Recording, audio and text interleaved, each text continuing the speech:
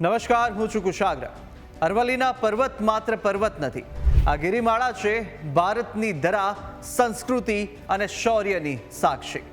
અરવલ્લીમાં પથ્થરોમાં છુપાયેલી છે વીરતા, જ્યાં મહારાણા પ્રતાપનો અડગ સ્વાભિમાન હલ્દી ઘાટીનો મેદાન ઝંખ્યો. સુરવીરોનું શરીર લડાઈમાં ત્રાસ્યું, પરંતુ આત્મા કદી ન હારી.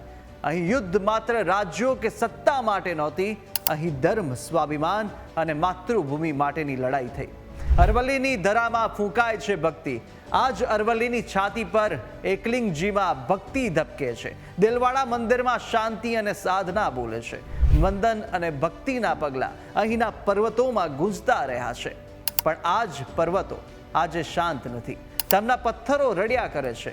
વન વિનાશ, ખાડીઓ અને તંત્રના વાયદાઓમાં તેમની પીડા દેખાય છે. તંત્રના કેટલાક નિર્ણયોએ આ પર્વતોને ખતરામાં મૂક્યું છે. પણ સ્વાભિમાનની વાત આવે ત્યારે આ જ પર્વતો બોલે છે.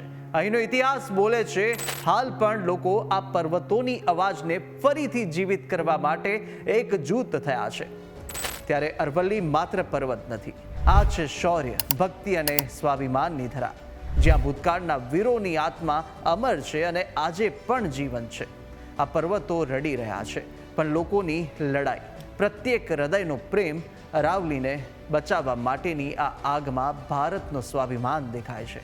અરવલ્લી માત્ર ઇતિહાસ નથી, આ છે બલિદાનની સાક્ષી, શૌર્યની ઓળખ અને ભારતની સંસ્કૃતિનું કવચ.